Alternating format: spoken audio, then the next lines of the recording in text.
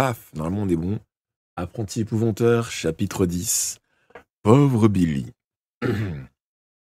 Je me sentis si faible que je restai à genoux, plié en deux saisi de nausée.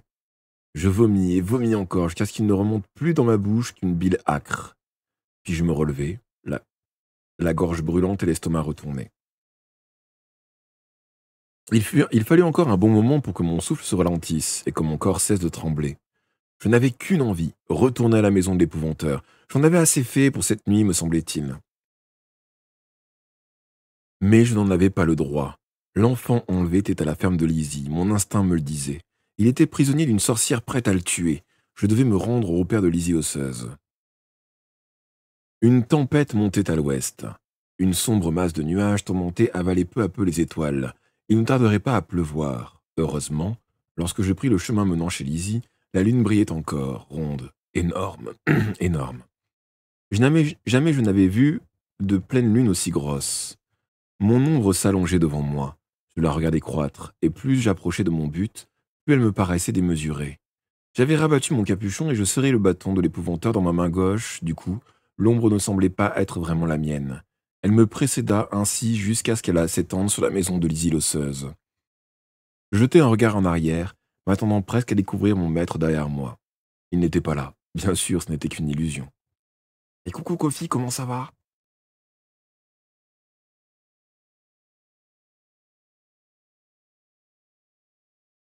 J'avançai donc, franchis le portail menant dans la cour, et m'arrêtai sur le seuil de la maison pour réfléchir. Et si j'arrivais trop tard, et que l'enfant soit déjà mort, et si Lizzie n'était pour rien dans cette disparition, et si je me mettais en danger pour rien? Alors que mon esprit se posait toutes ces questions, mon corps, lui, comme au bord de la rivière, savait ce qu'il devait faire. Avant que j'aie pu l'en empêcher, ma main gauche se leva et frappa 3 coups avec le bâton. Il y eut un long moment, il y eut un long moment de silence. Puis un bruit de pas qui se rapprochait. Un rayon de lumière glissa sous la porte.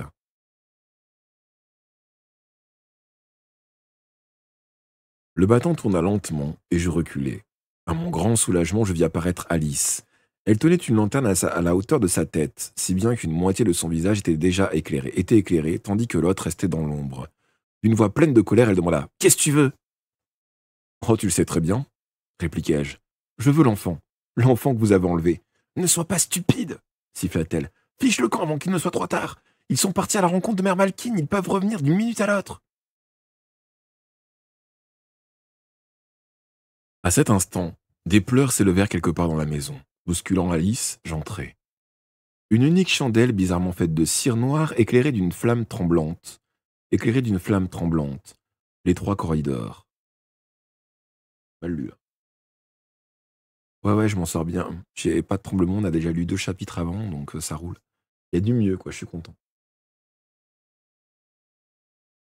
Une unique chandelle, bizarrement faite de cire noire, éclairait d'une flamme tremblante les 3 corridors. Une unique chandelle, bizarrement faite de cire noire, éclairait d'une flamme tremblante, les 3 corridors. J'ai du mal à lire cette phrase. Je m'en emparai et me laissai guider par les plaintes. Je poussai une porte et découvris une pièce vide, sans le moindre mobilier. Le gamin était couché sur le plancher, au milieu d'un fouillis de paille et de chiffon. Posant mon bâton contre le mur, je m'approchai, me penchai vers lui, et demandai avec mon sourire le plus engageant « Comment t'appelles-tu » Il cessa de pleurer et me dévisagea, les yeux écarquillés. « N'aie pas peur !» dis-je d'une voix aussi rassurante que possible. « Je vais te ramener chez ta maman. » Je posai le chandelier sur le sol et pris le petit dans mes bras. Il était glacé, mouillé, et sentait aussi mauvais que son grabat. Je l'enveloppai dans mon mieux dans les plis de ma cape. Alors il murmura « Je suis Tommy. » Eh bien, Tommy, nous avons le même prénom tous les deux. Moi aussi je m'appelle Tommy. Tu n'as plus rien à craindre maintenant. Je te ramène chez toi.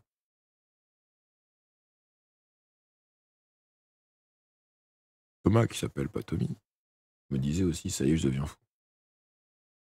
Tout en parlant, je repris mon bâton au passage, remontai le couloir et franchis la porte. Alice m'attendait près du portail, elle n'avait plus sa lanterne. La lumière de la lune projetait mon ombre sur la grange, une ombre immense, 10 fois plus haute que moi. Je marchai droit vers la grille, mais Alice me barra le chemin. « Ne te mêle pas de ça !» gronda-t-elle, menaçante. « Ou ne te mêle pas de ça !» gronda-t-elle, menaçante, et je vis luire ses dents pointues. « Ce ne sont pas tes affaires !» Je n'étais pas d'humeur à perdre mon temps en palabres. Je continuai d'avancer, et elle n'essaya pas de m'arrêter. Elle s'écarta et lança dans mon dos. « Tu es complètement fou! Laisse ce gosse si tu tiens à ta peau! Ils vont te poursuivre, tu ne leur échapperas pas !» Je ne me donnais pas la peine de répondre. Sans un regard en arrière, je franchis le portail et repartis sur le chemin de la colline. La pluie se mit à tomber, froide, serrée. Elle me cinglait le visage. Mon père l'aurait qualifiée de pluie qui mouille. Toutes les pluies mouillent, évidemment. Mais certaines semblent plus déterminées que d'autres à vous tremper comme une soupe. C'était le cas de celle-ci, et je me hâtais vers la demeure de l'épouvanteur. Je n'étais pas certain d'y être en sécurité malgré tout. Si par malheur mon maître était mort, le gobelin jouerait-il encore son rôle de gardien de la maison et des jardins? J'eus bientôt un autre motif d'inquiétude, j'avais l'impression d'être suivi. Je m'immobilisai et tendis l'oreille. Je n'entendis que le hurlement du vent et le bruit de la pluie, qui martelait les feuillages et tambourinait le sol. La nuit était complètement noire maintenant, et je ne distinguais rien. Je repris donc ma course, allongeant ma foulée, espérant que je me dirigeais du bon côté. Je fus soudain arrêté par une haie d'aubépines, et je dus faire un long détour avant de trouver un passage. Je sentais le danger se rapprocher. Presque au sommet de la colline, juste après avoir pénétré dans un petit bois, j'eus la certitude d'une présence. Je m'arrêtai un instant pour reprendre haleine. L'averse s'était calmée, et je me retournai pour scruter l'obscurité des arbres derrière moi. J'entendis un craquement de branches brisées. On était sur mes talons, et on se souciait peu de savoir où on posait les pieds. Parvenu en haut de la pente, je jetai de nouveau un coup d'œil en arrière. Un éclair illumina alors le paysage, révélant deux silhouettes qui émergeaient d'entre les arbres et montaient vers moi. L'une était celle d'une femme, l'autre avait la haute taille et la large carrure d'un homme. Le tonnerre gronda et Tommy enfouit son visage dans mon cou. « J'aime pas l'orage, j'aime pas l'orage !»« L'orage ne peut pas te faire de mal, » affirmai-je, sachant pertinemment que ce n'était pas vrai. Moi non plus, je n'aimais pas l'orage. Un de mes oncles avait été frappé par la foudre en rassemblant son troupeau. Il était mort sur le coup. Ce n'était pas prudent de rester dehors par une pareille tempête. Mais les éclairs me terrifiaient. Ils avaient un avantage. Mais si les éclairs me terrifiaient, ils avaient un avantage. Leur lueur blême éclairait ma route par intermittence en me montrant la direction de la maison. J'ahanais de peur et de fatigue mêlée tout en forçant l'allure. J'espérais que nous serions en sécurité dans le jardin de l'épouvanteur. Personne ne pouvait pénétrer sur son domaine sans y être invité. C'est notre seule chance. Si nous y parvenions à temps, le gobelin nous protégerait. Et coucou des mégeaux aussi, comment vas-tu?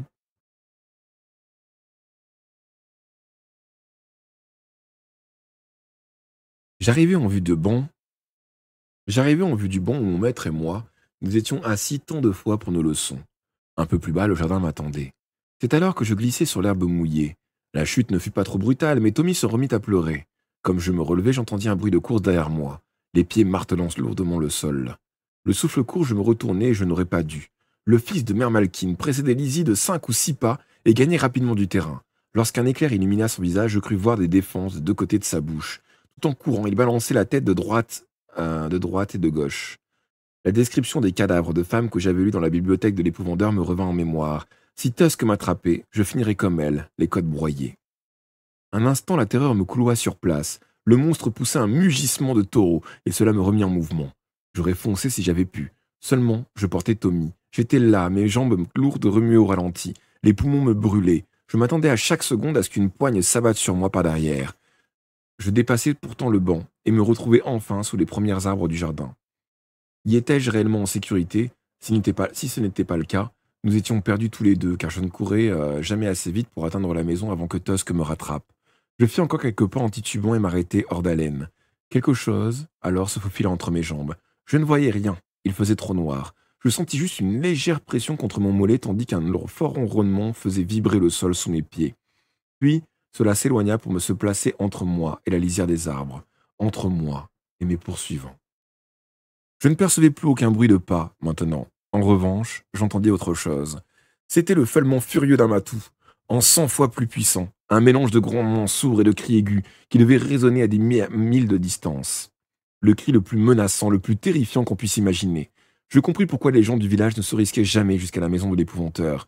Ce cri portait la mort. Il disait Franchis cette ligne, et je t'arrache le cœur. Franchis cette ligne, et je te saigne, je te ronge les os, je te suce la moelle. Franchis cette ligne, et tu regretteras d'être né. » Nous étions sauvés. Lizzie l'osseuse et l'horrible Tusk devaient être en train de dévaler la colline à toutes jambes. Eux-mêmes n'étaient pas assez fous pour affronter le gobelin de l'épouvanteur. Rien d'étonnant qu'il m'ait chargé d'apporter les gâteaux sanglants à Mère Malkin. Nous fûmes accueillis à la cuisine par une soupe fumante et un feu crépitant. J'enveloppai le petit Tommy dans une bonne couverture et lui fis manger un peu de potage. Puis j'allai chercher quelques oreillers et lui improvisai un lit près de la cheminée. Il dormit comme une souche, tandis que je restais à écouter le vent qui hurlait au dehors et la pluie qui battait les carreaux. La nuit me parut longue, mais j'étais au chaud et je me sentais en paix dans la demeure de mon maître, le seul endroit au monde où j'étais à l'abri du danger. Je savais que rien de malveillant n'oserait pénétrer dans le jardin, et encore moins franchir le seuil de la maison. Le lieu était mieux gardé qu'un château fort derrière ses douves et ses remparts. Je commençai à considérer le gobelin comme un ami et le surcroît, un ami puissant. À la fin de la matinée, j'emmenai Tommy au village. Les hommes étaient de retour. Lorsque nous passâmes devant l'échoppe du boucher, je vis l'expression abattue de celui-ci se changer en un large sourire. Je lui contai brièvement les derniers événements, sans donner plus de détails qu'il n'était nécessaire. Lorsque j'eus terminé, il retrouva sa mine soucieuse. « Il va falloir se débarrasser d'eux une fois pour toutes, » grommela-t-il. Après que Tommy eut été rendu à sa mère et qu'elle m'eut remercié pour la 15e fois, une trentaine d'hommes armés de gourdins et de solides bâtons se rassemblèrent sur la place du village. Une rumeur de colère montait de leur groupe, où ils étaient pressions de tuer à coups de pierre et de tout brûler. Je savais qu'ils avaient raison d'agir, mais je ne voulais pas participer aux représailles. Aussi ne m'attardai-je pas. Malgré tout ce qui était arrivé, je ne supportais pas l'idée qu'on puisse faire du mal à Alice. J'allais marcher 1 heure ou 2 dans les collines pour m'éclaircir les idées. Puis je revins lentement vers la maison de l'épouvanteur. J'avais l'intention de m'asseoir sur le banc un moment pour profiter du soleil. Or, quelqu'un l'occupait déjà. C'était mon maître. Il s'en était sorti finalement. Jusque-là, j'avais évité de trop m'interroger sur ce que j'avais à faire. Combien de temps m'aurait-il fallu rester dans cette maison avant d'être sûr qu'il ne reviendrait pas? La question ne se posait plus, car il était là, les yeux fixés sur les volutes de fumée noire au loin, la ferme de Lizzie brûlée. En m'approchant, je remarquai un large hématome violacé meurtrissant sa tempe gauche. Il surprit mon regard et me sourit d'un air las. « On se fait pas mal d'ennemis dans ce métier. Il faudrait parfois avoir un œil derrière la tête. Enfin, les choses ne vont pas si mal, puisque nous avons un adversaire de moins du côté de Pendle. » Il tapota le banc à son côté. « Assieds-toi. Qu'as-tu fait à mon absence? Je veux un récit complet de ce qui s'est passé ici. Commence par le commencement et finis par la fin sans rien omettre. » C'est ce que je fis. Je lui racontai tout. Quand j'eus terminé, il plongea ses yeux verts dans les miens. « Je regrette de ne pas avoir appris le retour de Lizzie. Lorsque j'ai enfermé Mère Malkin dans le puits, Lizzie était partie en hâte et je ne pensais pas qu'elle aurait le front de me remontrer à nous de nouveau dans le coin. Tu aurais dû me parler de ta rencontre avec la fille, ça aurait évité bien les ennuis. » Je baissai la tête, incapable de soutenir son regard. « Quelle est la pire chose qui te soit arrivée ?» me demanda-t-il. Je me rappelai l'image de la sorcière cramponnée à ma cheville pour se sortir de l'eau. Je me rappelai son cri quand elle avait saisi l'extrémité du bâton. Je lui rapportai la scène, il soupira profondément. « Tu es sûr qu'elle est morte ?» Je haussai les épaules. Elle ne bougeait plus, et son corps a été emporté par le courant. « Tu as vécu une rude épreuve, petit. Tu devrais vivre avec ce souvenir jusqu'à ton dernier jour. Tu as été bien inspiré de choisir le plus court de mes bâtons. C'est ce qui t'a sauvé. Il est taillé dans une branche de sorbier, un bois particulièrement efficace contre les sorcières. En temps ordinaire, il n'aurait pas fait grand mal à une pernicieuse aussi ancienne et aussi redoutable, mais elle avait été affaiblie par le contact de l'eau courante. Tu as donc eu beaucoup de chance. Cela dit, tu t'es remarquablement comporté pour un nouvel apprenti. Tu as montré un vrai courage. Tu as sauvé un enfant. Malheureusement, tu as commis 2 graves erreurs. Je pensais à part moi que j'en avais sûrement commis davantage. Toutefois, je n'avais pas l'intention de le contrarier sur ce point. Bah toujours. Naraka Belfedia, il n'y a pas un livre, je crois, où j'ai fait des voix différentes. Le plus grave est d'avoir tué Mère Malkin, reprit l'épouvanteur. Il aurait fallu la ramener ici. Mère Malkin est si puissante qu'elle pourrait se libérer un jour de sa propre carcasse. C'est un fait rare qui se produit parfois. Son esprit renaîtrait alors dans ce monde, avec toute sa mémoire, en s'emparant d'un autre corps. et elle se mettrait à ta recherche afin de se venger. Ça lui prendrait des années, non? Objectai-je. Oh, ça lui arriverait plus vite que tu ne le penses. Ce phénomène est appelé possession, et c'est une sale affaire pour qui en est victime, crois-moi. Après cela, tu ne sauras jamais quand et où surgira le danger. La sorcière pourrait très bien posséder le corps d'une fille au sourire éblouissant qui te ravirait le cœur avant de prendre ta vie. Elle pourrait aussi se servir de sa beauté pour plier un homme fort à sa volonté, un chevalier ou un juge, qui te jetterait dans un cul de basse fosse où tu serais à sa merci. Le temps joue en sa faveur, elle risque de t'attaquer quand je ne serai plus là pour t'aider. Quand ta jeunesse sera révolue, que ta vue baissera et que tes articulations se mettront à craquer. Après un silence, il poursuivit. Il existe un autre type de possession, le plus probable dans ce cas. Vois-tu, petit, garder ainsi une sorcière en vie au fond d'un puits n'est pas sans poser quelques problèmes, surtout quand il s'agit d'une pernicieuse qui a réussi sa vie à pratiquer la magie du sang. Elle s'est certainement nourrie de vers et autres choses rampantes dans l'humidité, où sa chair trempait constamment, et son corps a dû lentement se transformer. Or, elle a tant de pouvoir qu'elle serait bien capable de faire mouvoir ce corps mort pour devenir ce qu'on appelle une verme. C'est une vieille expression du comté que tu connais sans doute. Comme une chevelure parasitée par la vermine, son cadavre est maintenant parasité par son esprit répugnant. Tel un asticot, elle va chercher à ramper vers une victime choisie et se faufiler par le plus petit orifice, une oreille, une narine, pour s'emparer d'un corps vivant. Il n'y a que deux façons d'empêcher à tout jamais une sorcière de cet acabit de revenir. La première est de la brûler vive, mais on ne peut pas infliger pareil supplice à personne. La deuxième est trop horrible pour qu'on puisse seulement y songer. Peu de gens la connaissent, elle a été pratiquée il y a des siècles, dans un pays au-delà des mers. D'après le très ancien livre, si tu manges le cœur d'une sorcière, elle ne revient jamais, à condition de le manger cru. Il s'interrompit de nouveau puis reprit. Si nous utilisons l'une ou l'autre de ces méthodes, nous ne vaudrions pas mieux que les créatures que nous voulons détruire, car l'une et l'autre sont barbares. Il ne reste donc que le puits. C'est cruel, certes, cependant nous devons protéger les innocents qui seraient les prochaines victimes. Quoi qu'il en soit, mon garçon, la sorcière est maintenant en liberté. Cela nous promet bien du tracas et nous n'y pouvons pas grand-chose pour l'instant. Aussi tenons-nous sur nos gardes. Ça ira, dis-je. Je m'en débrouillerai. Mon maître secoua tristement la tête. Apprends d'abord à te débrouiller avec un gobelin.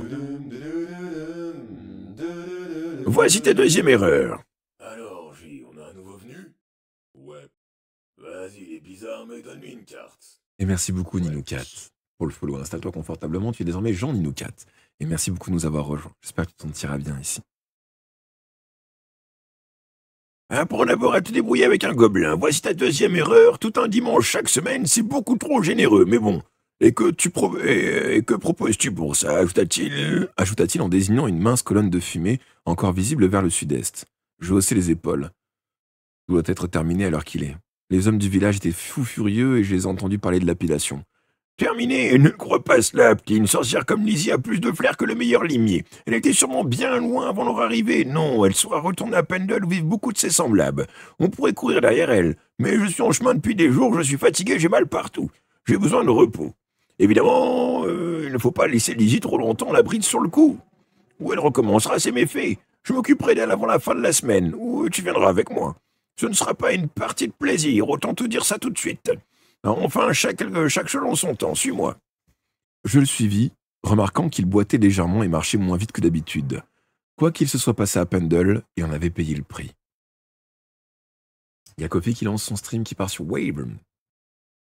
La dernière tuerie d'Ankama. Le nouveau jeu qui fait suite à Dofus et Dofu, je crois. Nous entrâmes dans la maison, et il me conduisit dans la bibliothèque, jusqu'au dernier rayonnage près de la fenêtre. J'aime conserver mes livres dans ma bibliothèque, dit-il. Je préfère y ajouter les ouvrages plutôt qu'en retirer. Cependant, en raison de derniers événements, je vais faire une exception. Il prit un volume sur la plus haute étagère et me le tendit. Tiens, tu en auras plus besoin que moi. Il n'était pas très gros, plus petit même que mon cahier de notes. Il avait, comme la plupart des livres de l'épouvanteur, une reliure de cuir. Le titre était imprimé sur la couverture et sur le dos. Possession, les damnés, les déséquilibrés, les désespérés. Qu'est-ce que ça veut dire? Demandai-je. Lis-le, tu comprendras. Des bisous, Kofi. Bon courage pourtant, enfin bon courage. Amuse-toi bien, quoi, surtout. Lorsque je l'ouvris, je fus déçu. Il était rédigé en latin, une langue que je ne connaissais pas. Et étudie-le bien et garde-le sur toi constamment, Me recommanda mon maître. C'est une somme définitive sur le sujet. Il dut me voir froncer les sourcils parce qu'il sourit et pointa son doigt sur l'ouvrage. Définitive signifie que c'est le meilleur livre écrit jusqu'à ce jour sur la possession, mais le sujet est compliqué. Ce test a été composé par un jeune homme qui n'avait pas tout appris, loin de là. Ce n'est donc pas le dernier mot sur la question, il y a encore beaucoup à découvrir, regarde à la fin. J'obtempérai et vis que les 10 dernières pages étaient blanches. Si tu découvres quelque chose de nouveau, note-le là. Chaque détail compte, et ne t'inquiète pas que ce soit écrit en latin, je vais te donner la première leçon après le déjeuner. Notre repas était préparé à la perfection. Comme j'avalais ma dernière bouchée, je sentis quelque chose bouger sous la table et me frôler les jambes. J'entendis de nouveau le ronronnement. Il résonna de plus en plus fort jusqu'à vibrer la vaisselle dans le buffet. Jusqu'à faire vibrer la vaisselle dans le buffet. Pas besoin de demander s'il est content, grommela l'épouvanteur. Un jour de congé par an aurait été suffisant. Enfin, le travail nous attend et la vie continue.